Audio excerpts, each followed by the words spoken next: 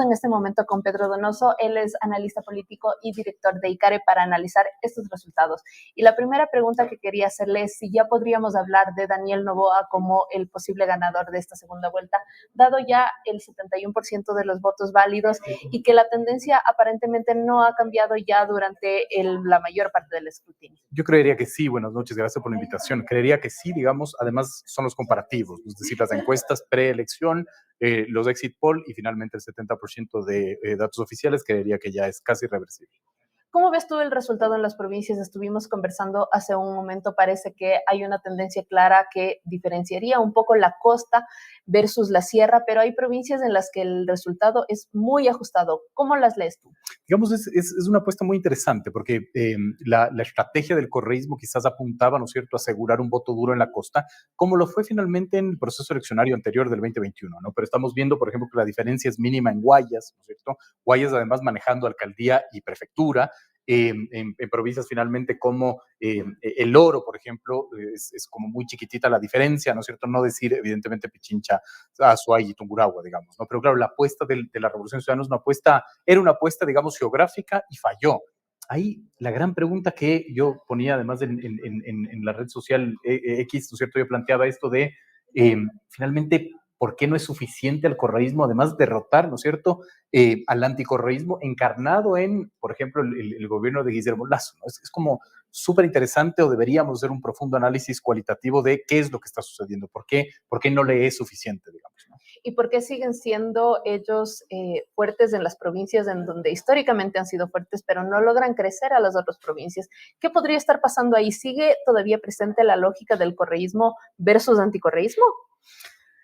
Digamos, hay que investigar mucho, ¿no? Casi no tengo ni siquiera una respuesta así como clara. Lo que sí tengo que decir es que hay que hacer muchísimo estudio cualitativo, ¿no es cierto? Hay que hacer muchísimo estudio cualitativo, sobre todo para entender el correísmo en el 2023, qué significa, qué es, qué color tiene, qué mitos genera, qué miedos genera. ¿Por qué no logra pasar del 50+1, digamos, ¿no? Porque además no estamos hablando que el correísmo ha sido derrotado sistemáticamente en las urnas, es decir, en febrero fue el gran, digamos, ganador del proceso eleccionario seccional, es decir, ¿qué es lo que está sucediendo? Creo que hace falta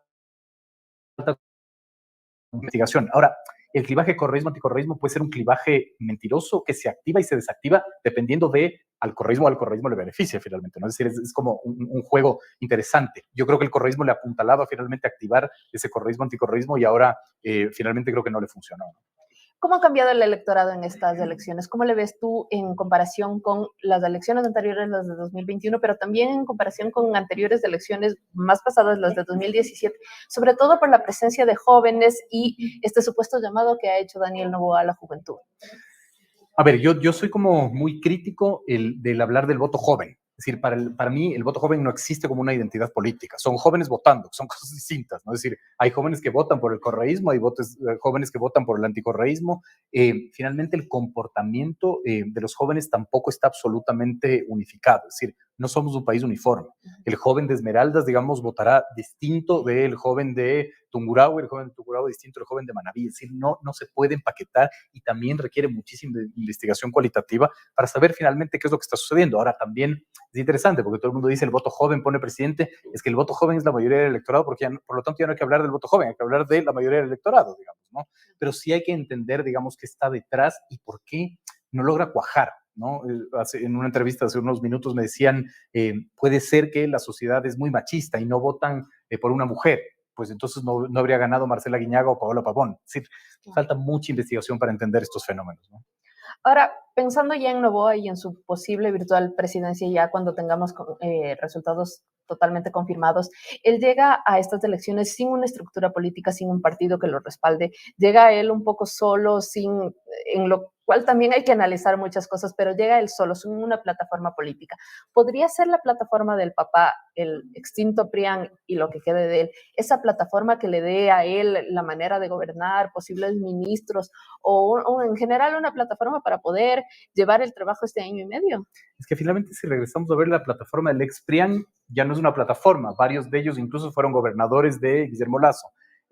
Pero lo que sí es claro, digamos, el hecho más claro es que es Noboa y la soledad en el poder. Es decir, finalmente, por ejemplo, ni siquiera tiene una relación profunda, podría no tener una relación profunda con el bloque de asambleístas. Son 13 asambleístas, ¿no es cierto? Por ejemplo, Javier Rodríguez hacía este análisis. Él dice, comparemos el porcentaje de votos totales que sacó Noboa en primera vuelta con los que sacaron sus asambleístas. Noboa obtuvo 21.4 en votos totales, sus asambleístas 11.3. Es decir, ni siquiera podemos hablar de un bloque propio. Su primera negociación tiene que ser con su propio bloque, ¿no? Es decir, no sabemos cuál va a ser esta lógica del bloque. Y la segunda es, yo creo, si hacemos un análisis proyectivo con metodología de escenarios, yo creo que es altamente probable que Noboa sí acepte este pacto de gobernabilidad social cristiano, Revolución Ciudadana, ADN.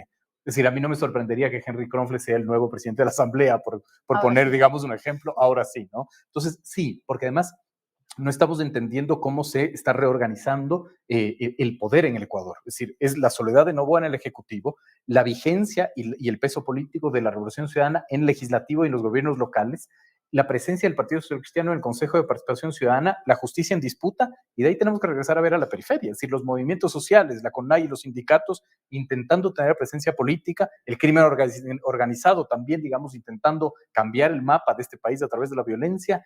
Todo está muy desordenado y, digamos, un Noboa solo en el poder le va a costar quizás mucho más. Ahora, hay una cosa que él ha planteado, que es la posibilidad de reformar la Constitución. Él no ha sido claro de si hacerla a través de la Asamblea, en la cual necesitaría estas negociaciones específicamente con los bloques, o hacerlo a través de un referendo, o hacerlo a través de una consulta popular, o hacerlo a través de ya una asamblea constituyente, que sería una cosa mucho más extrema. ¿Cómo llegar a esos escenarios? Y ¿tú le ves necesario una nueva reforma constitucional? Ya hemos venido de unas que incluso se negaron en el caso de Guillermo Lasso. No se enfrenta a esa posibilidad de que incluso lleve algo a las urnas y le nieguen.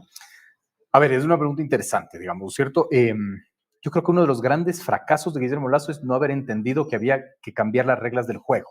Es decir, era un gobierno liberal jugando el juego de la política con las reglas del socialismo del siglo XXI. Nos gusta o no nos gusta, no importa, eso es otra discusión.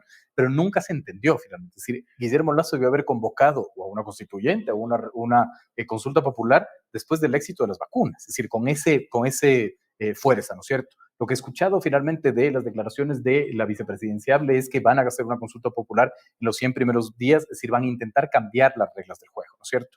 Y eso incluso podría poner en duda que este sea un gobierno de 1 año y 8 meses. Ese también hay que ponerlo sobre la mesa. Es decir, estamos hablando conceptualmente y teóricamente, pero quizás eso no se dé. Y además también hay que entender que acaba de iniciar, yo creo que después de que se anuncien los datos oficiales, acaba de iniciar ya la campaña para el 2025. Es decir, eso es inevitable finalmente, ¿no? Pero lo que quiero decir es que yo veo que Noboa tiene como mucha aspiración de intentar cambiar las reglas del juego, intentar cambiar de una u otra manera, ¿no es cierto?, lo que está sucediendo, y eso sí podría provocar, yo creo que es más viable una consulta popular que otro tipo de reforma. Esa era justamente mi siguiente pregunta. Él ha anunciado ya en entrevistas, entre esas una con nosotros, que va a ir por la reelección en 2000, que si es que él ganaba, iba por la reelección en 2025. Eso significa más o menos un año de planificación electoral, es decir, casi todo que 2024, es decir, va a tener muy pocos meses para actuar. ¿Cómo hacerlo y cómo pensarías tú que él puede llegar a una reelección en 2025? Digamos, es muy complejo porque tampoco estamos entendiendo que en política, ¿no es cierto?, hay cosas que tú controlas y hay cosas que no controlas, digamos, ¿no? Y lo que está sucediendo ahorita en el Ecuador no tienes como el total control. No estamos entendiendo cómo la violencia está cambiando el mapa de este país, por ejemplo, ¿no? Es decir, Ecoavisa publicaba hace unas semanas que hay empresas de seguros que nos llegan a asegurar bienes, por ejemplo, en algunas ciudades de la costa, digamos, ¿no? Porque hay alta probabilidad de que, por ejemplo, te roben un carro. No estamos entendiendo cómo empieza a aumentar la morosidad en los microcréditos, por ejemplo, porque la gente prefiere pagar la vacuna del microcrédito. Es decir, el Ecuador está cambiando comercialmente, políticamente, socialmente, es decir, en todos estos ámbitos, y no va a ser tan sencillo, digamos, es decir, tener una presencia física y conceptual del Estado, además para resolver los problemas del país que son tan importantes, problemas quizás con tanta alta expectativa, ¿no? Que yo creo que es uno de los errores de Guillermo Lasso, no haber administrado bien la expectativa.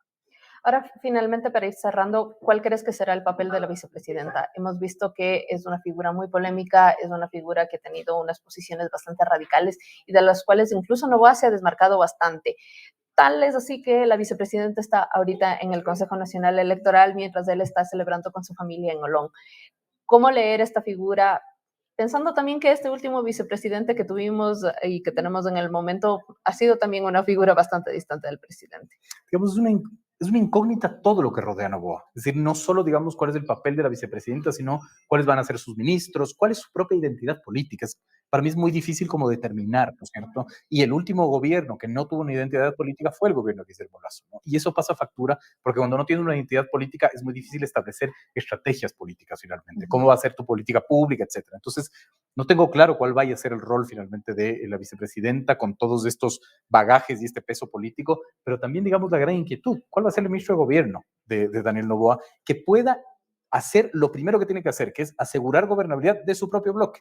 Es decir, cómo consolidas finalmente un bloque de 13 asambleístas que ni siquiera son tuyos, digamos, ¿no? Ni qué hablar de nuevas negociaciones, ni qué hablar de cómo enfrentar movilizaciones sociales, que yo creo que son altamente probables, porque los movimientos sociales van también a querer jugar el juego del proceso eleccionario del 2025. Claro. Y para ir cerrando, hay un tema específico que es el trabajo con los GATS.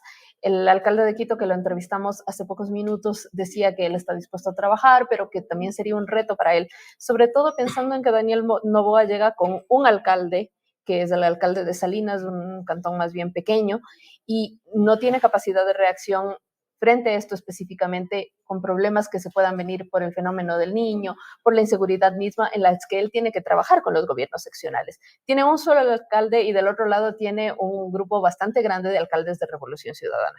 ¿Cómo crees que debería trabajar ahí? O sea, digamos, también ahí viene la lógica de la oposición, no solo en el legislativo, sino en los gobiernos autónomos descentralizados, pero además hay que poner un elemento sobre la mesa, que es, hay solvencia económica, digamos, para poder, además, cumplir todas las ofertas de campaña con relación a los gobiernos autónomos descentralizados. Esta oposición será una oposición de chantaje, digamos, de secuestro político. Es una gran pregunta, ¿no? Es decir, no solo es el fenómeno de los niños, también son los estiajes y los recortes de energía eléctrica, por ejemplo. Es decir, Noboa se enfrenta no solo a la soledad del poder, sino a un Ecuador muy, muy complejo de administrar y tiene que pasar finalmente por cumplir sus propuestas de campaña, pero sobre todo las rentas y las deudas que podría, digamos, Guillermo Lasso dejar, ¿no es cierto?, en deuda al gobierno central, ¿no?, con los gobiernos autónomos centralizados. Sobre el plan de trabajo que presentó Noboa, tal como han sido los planes de trabajo de todos los otros candidatos, es un plan de trabajo bastante ambicioso, con muchísimas ofertas y a las cuales se han sumado ofertas durante la campaña electoral que va a dar empleo, que va a dar vivienda, unas propuestas que ya se han repetido en varias campañas, pero que digamos son las viejas confiables, las que nunca fallan. ¿Qué pasaría en el caso de que él no llegue a cumplir algunas de estas cosas? ¿Tú ves una posibilidad de una No, creo que es mucho más complejo, ¿no es cierto? El proceso revocatorio de mandato es difícil de aterrizar. Lo que le veo más viable finalmente es la movilización social. Sí, la movilización social, con razón o sin razón incluso, ¿no? Porque otra vez, empezamos un proceso eleccionario, es decir, se acabó la campaña, ¿no es cierto? Y empezó la campaña del 2025. Y en ese ámbito, digamos, yo creo que también los movimientos sociales van a jugar un juego. Entonces, no creo que la revocatoria de mandato pueda ser, digamos, esta herramienta, mucho más creo yo la movilización y las tensiones sociales. Muchísimas gracias, Pedro, por Gracias. esta entrevista. Vamos a regresar.